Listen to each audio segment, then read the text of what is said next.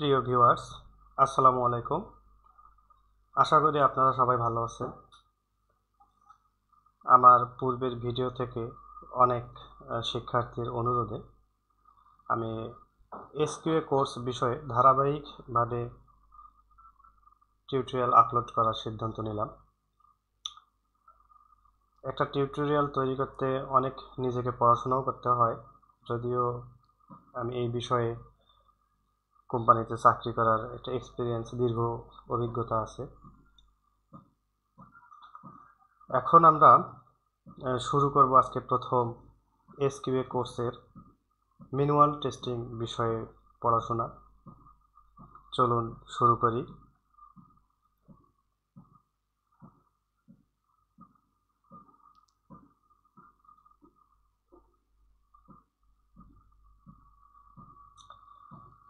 Software quality assurance এর সংক্ষিপ্ত নাম হচ্ছে এসকিউএ। এসকিউএ আমরা পূর্বে বর্ণনা করছি ভিডিওতে। এসকিউএ কতভাবে বিভক্ত, এসকিউএর জব সেক্টরগুলো আলোচনা করছি। আজকে আমরা আলোচনা করব ম্যানুয়াল টেস্ট নিয়ে।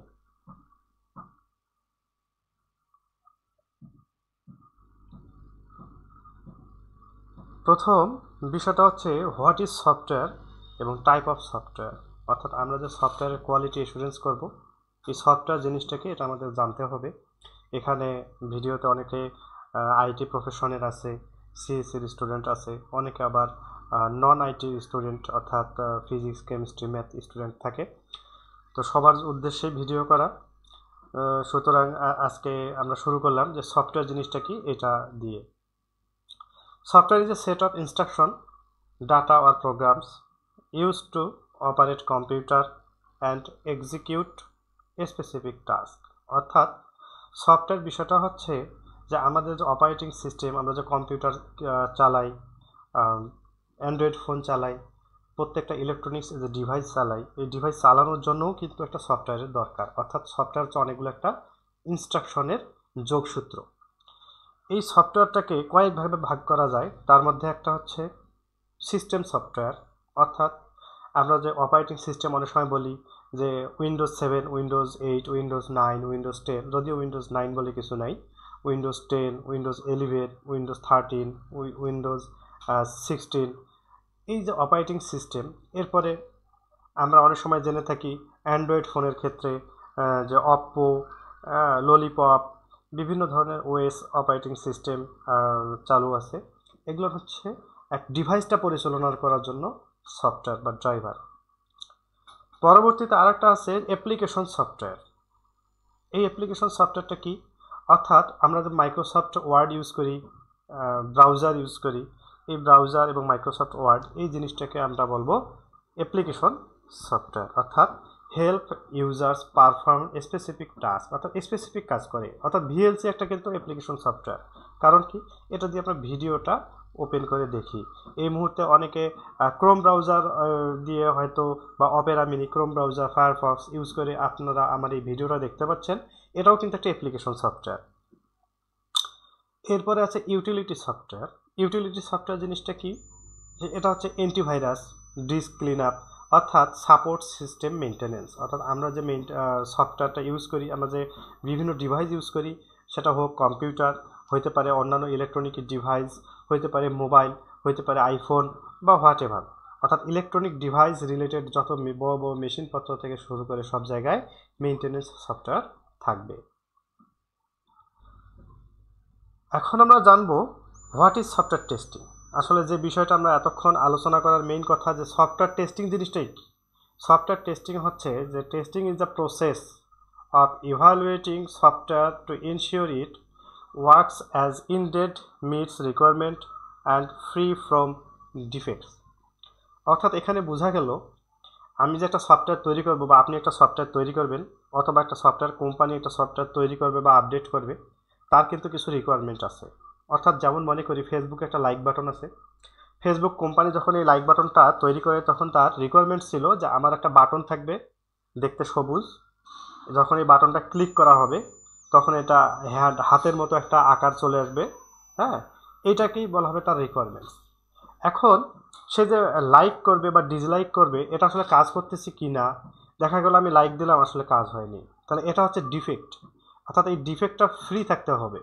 তাহলে সফটওয়্যার কি, সফটওয়্যার টেস্টিংটা কি, যে software testing is a process, মানে এটা একটা পদ্ধতি যেটার মাধ্যমে ইনশিওর করা যায় যে একজন কাস্টমার, একজন ক্লায়েন্ট যে সফটওয়্যার তৈরি করতে চাচ্ছিল, তার যে রিকোয়ারমেন্ট ছিল সেই অনুযায়ী রিকোয়ারমেন্টটা ফিল আপ করে কোনো সমস্যা নাই ওই রিকোয়ারমেন্ট অনুযায়ী সফটওয়্যারটাতে, এইটা জাস্টিফাই করা, এনশিওর করা, এটাই হচ্ছে সফটওয়্যার টেস্টিং।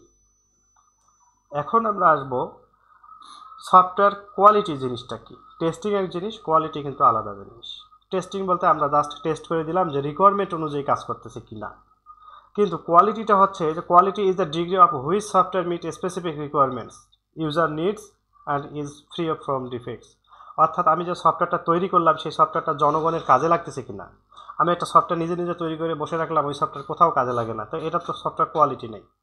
আবার আমি একটা সফটওয়্যার তৈরি করলাম, যে মাইক্রোসফট আমি নিজে একটা তৈরি করলাম, বাট দেখা গেলো এই মাইক্রোসফট আর বর্তমান যে মাইক্রোসফট তার ধারে কাছেও নেই, তাহলে কি কোয়ালিটি থাকলো না। আচ্ছা, শুধু এই জন্য কী করতে হবে, কোয়ালিটিটা এনশিওর করতে হবে যে বর্তমান মার্কেটে যে সফটওয়্যারটা আছে তার থেকে তোমার সফটওয়্যারের কোয়ালিটিটা ভালো, এবং তোমার সফটওয়্যারটা জনগণের কাজে লাগবে, এবং তোমার সফটওয়্যারে কোনো ভুল ত্রুটি সচরাচর হচ্ছে না। এটাই হচ্ছে সফটওয়্যারের কোয়ালিটি। কেরিয়ার পাথটা আমরা দেখি যে এসকিউতে কীভাবে কেরিয়ার পাথ শুরু হয়। এখানে আপনারা একটা ইমেজ দেখতে পাচ্ছেন ডিসপ্লেতে, যে জার্নি, অর্থাৎ একটা রোড শো আছে। এই সফটওয়্যার এসকিউ এর যে ফিল্ডটা, এটা একটা আপনাকে মনে রাখতে হবে, আপনি একটা জার্নি শুরু করলেন এবং এই জার্নিটা আপনাকে শেষ করতে হবে। এই জার্নির পথে অনেক বাধা বিপত্তি আছে, অনেক উত্থান পতন আছে, কিন্তু আপনাকে জার্নিটা প্রথম শুরু করতে হবে। মনে করেন আজকে থেকে আপনি আপনার জার্নিটা, শেখার জার্নিটা শুরু করলেন। আপনি কোয়ালিটি এসুরেন্স সম্পর্কে পড়াশোনা করলেন, শিখলেন, জানলেন, এরপর একটা সময় চলে গেল, এরপরে আপনি এক কোম্পানিতে অ্যাপ্লাই করলেন, আপনার সিভি তৈরি করলেন, ফর্মাল লেটার তৈরি করলেন, এবং আপনি এখানে কভার লেটার সহ অ্যাপ্লিকেশনও করলেন। আপনি ভাইবা ফেস করলেন এবং আপনাকে সিলেক্ট করা হলো। দীর্ঘ সময় পর আপনি একজন কি হলেন, অর্থাৎ সফটওয়্যার টেস্টার, কিউএ হিসেবে আপনি নির্বাচিত হলেন। এবং এই কিউএটা আপনি প্রথম হবেন কিভাবে, এটা ম্যানুয়াল কিউএ হবে। এই ম্যানুয়াল কিউএর জার্নি থেকে শুরু করে আপনার দীর্ঘদিন আবার কোম্পানিতে আপনি চাকরি করবেন, ওখানে আবার শেখা আছে অনেক সময়, আপনার ইন্টার্ন থেকে ধীরে ধীরে ইন্টার্ন সময়টা শেষ হবে, এরপরে আপনি প্র্যাকটিক্যাল লাইফে পৌঁছাবেন এবং তখন আপনি সরাসরি বিভিন্ন হার্ড ওয়ার্ক করবেন। এই হার্ড ওয়ার্ক করার পাশাপাশি আপনাকে কিন্তু আবার কী করতে হবে, শিখতে হবে। আপনি ম্যানুয়ালে থাকলে হবে না, ম্যানুয়াল তো আপনি এখন শিখে গেলেন, ম্যানুয়ালে জব করতেছেন, ম্যানুয়াল থেকে আপনার কেরিয়ারটা ডেভেলপমেন্ট করার জন্য আপনাকে শিখতে হবে অটোমেশন টেস্টিং। অর্থাৎ আপনি কোম্পানিতে চাকরি পাওয়ার পর আপনার জার্নিটা শেষ এরকম না, আপনার জার্নিটা জাস্ট শুরু। এরপর একটা সময় পর 1 বছর 2 বছরের মধ্যে আপনি কি করলেন, নিজেকে প্রিপেয়ার্ড করলেন অটোমেশন টেস্টিংয়ের জন্য। অর্থাৎ অটোমেশন টেস্টিংয়ের বিভিন্ন ফ্রেমওয়ার্ক থাকবে, বিভিন্ন টুলস থাকবে, টেকনিক থাকবে, প্রোগ্রামিং থাকবে, এর ভিতরে আপনাকে সব স্টাডি করে নিতে হবে। অর্থাৎ কিউএ জবে আপনার শুরুটাও যেমন স্টাডি আছে, এই জবের মাঝেও স্টাডি আছে, যতদিন আপনি জব করতেই থাকবেন, করতে চাইবেন, ততদিন স্টাডি চালিয়েই যেতে হবে, স্টাডি থেকে মাপ নেই। এরপর ধীরে ধীরে আপনার স্টেপ নাম্বার 2 পার করলেন, 1 থেকে 2তে গেলেন, 2 থেকে 3তে গেলেন, 3-র পরে কি আছে, আপনি এতদিন তো পড়াশোনা শিখে একটা সময় পর ম্যানুয়াল টেস্টার হলেন, অর্থাৎ ম্যানুয়াল কিউএ জার্নি আবার 1-2 বছর পর আপনি পড়াশোনা শিখে স্টাডি করে অটোমেশনে শিখলেন। অটোমেশন শেখার পর কি করতে হবে, শেখার পর আবার আপনাকে অটোমেশন ইঞ্জিনিয়ার হিসেবে সফটওয়্যার কোম্পানিতে অ্যাপ্লাই শুরু করা লাগবে। এরপর আপনার নিজেকে প্রমাণ করতে হবে যে হ্যাঁ আপনি আসলে অটোমেশন শিখছেন, আপনি অনেক ফ্রেমওয়ার্ক জানেন এবং ফ্রেমওয়ার্ক সম্পর্কে আপনি দক্ষ। এরপরে আপনি ইন্টারভিউ ফেস করে একটা সময় পর আপনি কি করবেন, অটোমেশন ইঞ্জিনিয়ার হয়ে যাবেন। আচ্ছা, অটোমেশন ইঞ্জিনিয়ার হওয়ার পর কি আপনার পড়াশোনা শেষ হয়ে গেল? কখনোই না, আপনার জার্নি কিন্তু এখনও রানিং অবস্থায়। অর্থাৎ আপনি অটোমেশন ইন্টারভিউ দেওয়ার পর কোম্পানিতে জয়েন করার পর আপনাকে কী করতে হবে, মনে করেন আপনি সেলেনিয়াম ফ্রেমওয়ার্ক সম্পর্কে জানেন এবং এই সেলেনিয়াম ফ্রেমওয়ার্ক দিয়ে আপনি জব নিলেন। কিছুদিন পর সফটওয়্যার কোম্পানিতে নতুন একটা ফ্রেমওয়ার্কে কাজ ঢুকলো, সেই কাজটা হচ্ছে মনে করেন প্লেরাইট। তাহলে কি আপনাকে কোম্পানি বের করে দিবে? না, আপনাকে কোম্পানি সময় দিবে, 1 মাস 2 মাস হোয়াট এভার সময় দিবে। এই সময়ের মধ্যে আপনাকে আবার নিজেকে প্রিপেয়ার করতে হবে প্লেরাইট ফ্রেমওয়ার্ক দিয়ে। অর্থাৎ আপনার জার্নি এখানে শেষ না, আপনার জার্নি সবেমাত্র শুরু, আবার অটোমেশনের শুরু। এবং এখানে আপনি আবার এপিআই টেস্ট শিখবেন, বিভিন্ন ফ্রেমওয়ার্ক, জাভা স্ক্রিপ্ট দিয়ে, সেলেনিয়াম থেকে শুরু করে প্লেরাইট, তারপরে আপনার টাইপ স্ক্রিপ্ট, হ্যাঁ, তারপরে আপনার সাইপ্রাস, এসব আবার আবার নতুন যদি কোনো কিছু ইনভেনশন হয়ে আসে সেটাও আপনাকে জানতে হবে, শিখতে হবে। অর্থাৎ আমাদের এসকিউএ জার্নিতে আপনার স্টাডি আছে যতদিন পর্যন্ত আপনি চাকরি করতে চাইবেন, ততদিন পর্যন্ত আপনার শেষ নিঃশ্বাস পর্যন্ত আসলে সফটওয়্যার কিউএতে স্টাডি করেই যাইতে হবে। কেউ যদি মনে করে যে আমি চাকরি করার পর আসলে পাওয়ার পর আর স্টাডি করব না, তাহলে কি হবে? স্টাডি না করলে আপনার আসলে কেরিয়ারের পথটা মসৃণ হবে না। একটা সময় পর দেখা গেল আপনি যদি প্রোডাক্টিভিটি ঠিকভাবে কোম্পানিতে দিতে না পারেন, কোম্পানি আপনাকে ওয়ার্নিং দিবে যে তুমি আসলে নিজেকে স্টাডি করো, আপডেট করো। যদি তুমি আপডেট করতে ফেইলিওর হও, একটা সময় পর কোম্পানি আপনাকে স্যাক করবে। আচ্ছা, এখন আমরা আসি যে প্রজেক্ট আর প্রোডাক্ট এই জিনিসটা কি। আমরা যখন ইউনিভার্সিটি লেভেলে পড়াশোনা করি তখন আমরা ফার্স্ট ইয়ারে প্রজেক্ট করি, সেকেন্ড ইয়ার প্রজেক্ট করি, থার্ড ইয়ারে করি, ফাইনাল ইয়ারে করি। মানে আমরা সব সময় সবার কাছে একটা পরিচিত শব্দ হচ্ছে কি প্রজেক্ট। ইভেন ওই সময় আমরা চিন্তা করি যে আমরা যে কোম্পানিতে অ্যাপ্লাই করি আমাদের একটা প্রজেক্ট থাকা লাগবে, আমার সিভিতে প্রজেক্ট থাকা লাগবে। তো এই প্রজেক্ট জিনিসটা হচ্ছে একটা টেম্পোরারি সার্ভিস। অর্থাৎ দেখেন, আমরা যে ভার্সিটিতে প্রজেক্ট করি, বিভিন্ন রকম প্রজেক্ট করি, কেউ ফ্লাড ম্যানেজমেন্ট করি, কেউ অ্যাটেন্ডেন্স ম্যানেজমেন্ট করি, কেউ ছোটো একটা ক্যালকুলেটর তৈরি করি, কেউ ছোটো একটা ওয়েবসাইট তৈরি করি। বাট এটা কি আমাদের আসলে ব্রিফলি কোনো কাজে আসে? এটা কি আমাদের কোথাও ইউনিভার্সাল হিসেবে কাজে আসে? কখনোই না। অর্থাৎ আমরা যে ছোটো একটা ক্যালকুলেটর তৈরি করি, এটা দিয়ে আসলে আমরা বড় কোনো ক্যালকুলেটর ইনভেনশন করতে পারিনি, যেটা দিয়ে আসলে বর্তমানে থাকা ক্যালকুলেটরকে আপনার বিট করবে। আবার এমন কোনো আমরা ওয়েবসাইট সিস্টেম তৈরি করে ফেলিনি যে ওয়েবসাইট দিয়ে আপনার ফেসবুক, গুগল একে বিট করা হবে।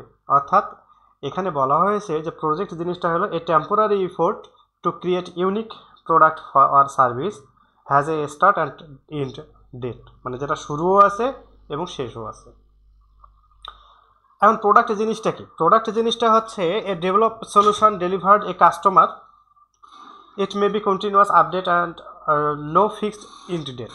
আচ্ছা, চিন্তা করেন, আমরা যে গুগল সার্ভিসটা এখন আপনি ইউজ করতেছেন, ইউটিউব, গুগল, এটা শুরু হয়ে গেছে অনেক আগে। এটাকে আমরা বলতে পারবো যে আজকে থেকে গুগল, ইউটিউব শেষ হয়ে গেল? না। কেন পারবো না? এটা ডে বাই ডে আপডেট আসতেই আছে। একটা সময় গুগলে অনেক কিছু ছিল না, সার্চ করলে পাওয়া যেত না, জটিল ছিল প্রোগ্রাম, একটা জিনিস সার্চ করলে 5 মিনিটও লেগে যেত, কিন্তু এখন সার্চ করার সাথে সাথে চলে আসতেছে। অর্থাৎ ডে বাই ডে গুগল নিজেকে আপডেট করতেছে, ফেসবুক নিজেকে আপডেট করতেছে, ইউটিউব নিজেকে আপডেট করতেছে। এই যে এটা একটা প্রোডাক্ট, এটা কিন্তু আমরা আর বলতে পারবো না এটা একটা প্রজেক্ট। কারণ এটা শুরুটা আমরা হয়তো জানতে পারি, কিন্তু এটা শেষ কবে হবে হয়তো আমিও জানতে পারবো না আমার জীবদ্দশায়। এজন্য এটাকে বলা হয় product. Why do we need testing? আসলে আমরা এতক্ষণ যে আলোচনা করতেছি যে সফটওয়্যার কাকে বলে, সফটওয়্যার জিনিসটা কি, সফটওয়্যার টেস্টিং জিনিসটা কি, সব প্রজেক্ট কি, প্রোডাক্ট কি, কেরিয়ার পাথটা কি, কিন্তু আসলে এই টেস্টিংটা কেন দরকার? এই এই সফটওয়্যারটা টেস্ট করব, আমরা সফটওয়্যারটা কখন টেস্ট করব? আমরা একটা ফিচার আপডেট করলাম গুগলে, আমরা ফিচার একটা আপডেট করলাম ফেসবুকে, আমরা ফিচার একটা আপডেট করলাম ইউটিউবে। এই আপডেট করার আগে, অর্থাৎ আমরা যখন জনগণের সামনে, আমাদের কাস্টমারের সামনে নিয়ে আসব, এই নিয়ে আসার আগেই আমরা এটা কি করব? এটাতে কোনো ধরনের সমস্যা আছে কিনা, সার্চ করলে ভেঙে যায় কিনা, তারপর এটা কালার ম্যানেজমেন্ট ঠিক আছে কিনা, সার্চিং আপনার অ্যালগোরিদমটা ঠিক আছে কিনা, এটা আসলে আমরা যে যা সার্চ করতে চাচ্ছি, আমি যে প্রোডাক্টটা চাচ্ছি ইউটিউবে বা ফেসবুকে, সেটা আসলে আসতেছে কিনা। আচ্ছা, মনে করেন আমি ইউটিউবে চাইলাম একটা টিউটোরিয়াল, কিন্তু ইউটিউব আমাকে দিয়ে দিল একটা হলিউড একটা সং দিয়ে দিল, তাহলে কি সার্চটা ঠিক আছে? অ্যালগোরিদম ঠিক নেই। তাহলে এটা যদি কাস্টমারের কাছে যায়, কাস্টমার কী করবে? বিরক্ত হয়ে যাবে। এই জন্য সফটওয়্যারটা আগে কী করতে হবে? টেস্ট করতে হবে রিলিজ হওয়ার আগে। এবং এই কাস্টমারের যে রিকোয়ারমেন্ট ছিল, এই রিকোয়ারমেন্টটা আমাদেরকে কী করতে হবে? জাস্টিফাই করতে হবে। অর্থাৎ আমি যে একটা সফটওয়্যার তৈরি করে দিলাম, কাস্টমার যে জিনিসটা রিকোয়ারমেন্ট চাইছিল সেটাকে আছে কিনা। অর্থাৎ কাস্টমার চাইছিল যে 2+2 = 4, কিন্তু আমি আসলে সফটওয়্যার তৈরি করে 2+2 দিয়েছি, কিন্তু অ্যান্সার আসতেছে 5। তাহলে কি কাস্টমারের রিকোয়ারমেন্ট ফুলফিল হয়নি। তাহলে এই ফুলফিল কাস্টমারের কাছে ডেলিভার করার পর যদি এইটার সমস্যা ধরা পড়ে, তাহলে এটা আসলে আমাদের একটা অনেক বড় ব্যাড ইফেক্ট পড়বে। এজন্য কি করা লাগবে, আগেই আমাদের এটা টেস্ট করতে হবে। এটা টেস্ট করে এনশিওর হইতে হবে যে না, কাস্টমারের রিকোয়ারমেন্ট ফুলফিল আছে। To improve quality and performance, অর্থাৎ আমরা যে সফটওয়্যারটা তৈরি করলাম এই সফটওয়্যারটার কোয়ালিটিটা কি ঠিক আছে, এটা কি ঠিকভাবে কাজ করে, এবং এটা পারফরমেন্স, অর্থাৎ অনেক সময় পারফরমেন্স কীরকম একসাথে আপনারা জানেন যে পরীক্ষার যখন রেজাল্ট দেয় বা আমরা ঈদের সময় যখন ট্রেনের টিকিট কাটি, এক সময় লক্ষ লক্ষ মানুষ একই সাথে আমরা এখানে কি করি, সার্চ করি, তখন এটা আসলে অনেক সময় এই লোডটা নিতে পারে না, পারফরমেন্স ঠিক থাকতে পারে না। আমরা দেখা গেলো যে আমাদের পেমেন্ট হয়ে গেছে, টিকিট পাইনি, অথবা দেখা গেলো আমরা টিকিট পেয়েছি, কেউ পেমেন্ট হয়নি, অথবা পেমেন্ট হয়ে গেছে, টিকিটও পাচ্ছি না, পেমেন্টের টাকাও ব্যাক পাচ্ছি না, বিভিন্ন ধরনের সমস্যা আসে। তাই এই যে পারফরমেন্সটা জাস্টিফাই করতে হবে এজন্যই। এবং reduce maintenance cost and risk, অর্থাৎ আমাদের এটা মেনটেন্যান্স পরবর্তীতে কস্ট, অর্থাৎ আপনি চিন্তা করেন আমি একটা সফটওয়্যার তৈরি করলাম, কাস্টমারকে দিলাম, কাস্টমার সফটওয়্যারটা নিয়ে যাওয়ার পর 1 মাস ইউজ করলো, করার পর আবার সমস্যা তৈরি হয়ে গেলো, সে আমার কাছে আসলো। অর্থাৎ সে যদি আমার কাছে 10 লাখ টাকা একটা সফটওয়্যার তৈরি করে 1 মাস পরে সে আবার আমার কাছে রিপেয়ার করার জন্য আসে, আমি বললাম যে ভাই এটা তো মেনটেন্যান্স করতে আমার আবার 5 লাখ দেওয়া লাগবে। আবার 1 মাস পর সে আবার ফেরত আসলো, এবার আবার সে দেখা গেল যে সমস্যা নিয়ে এসছে, আমি বললাম যে ভাই আবার 5 লাখ লাগবে। তাহলে কি মেনটেন্যান্স কস্টটা হাই হয়ে গেল। আবার দেখা গেল সে সফটওয়্যার নিয়ে গেল, কিন্তু তার সফটওয়্যারটা হ্যাক হয়ে গেছে, তার যে কোম্পানির যত ডাটা সব লিক হয়ে গেছে, তাহলে রিস্ক থেকে গেল। এই জিনিসগুলো আগে আমাদের কি করতে হবে, এনশিওর করতে হবে যে আমাদের এর মেনটেন্যান্স কস্টটা কম আসবে এবং এখানে আমাদের রিস্ক থাকবে না। এই ওভারঅল এই বিষয়টা নিয়ন্ত্রণ করবে কে, একজন কিউএ, একজন টেস্টার। এই জন্য একটা সফটওয়্যার টেস্ট করতে হয়। আচ্ছা, why the software has bug, সফটওয়্যারে কেন ভুল ত্রুটি থাকে। সফটওয়্যারে অনেকগুলো ভুল ত্রুটি অনেক সময় থাকে। আপনারা যখন নতুন নতুন সফটওয়্যার যখন আসবে, তখন ওই সফটওয়্যারটা টেস্ট করলে অনেক বাগ পাওয়া যায়।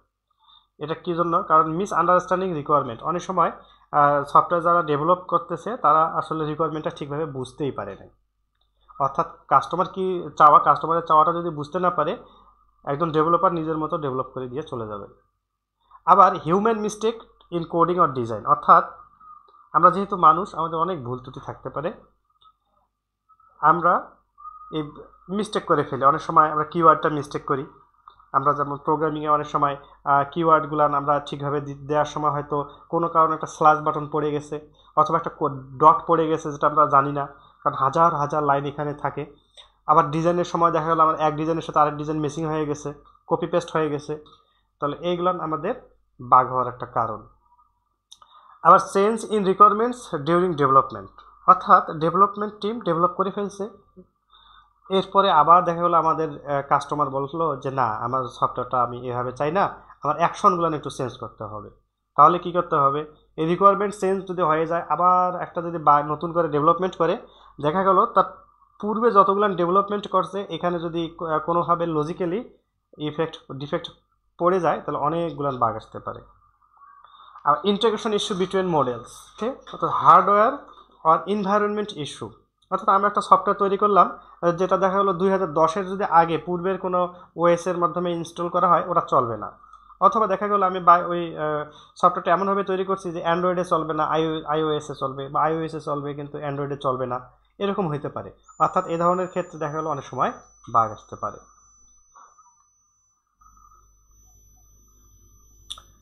Manual testing is your foundation, অর্থাৎ আমরা যে টেস্টিং লাইফে যাব, এই ম্যানুয়াল টেস্টিংটা হচ্ছে আমাদের একটা ফাউন্ডেশন।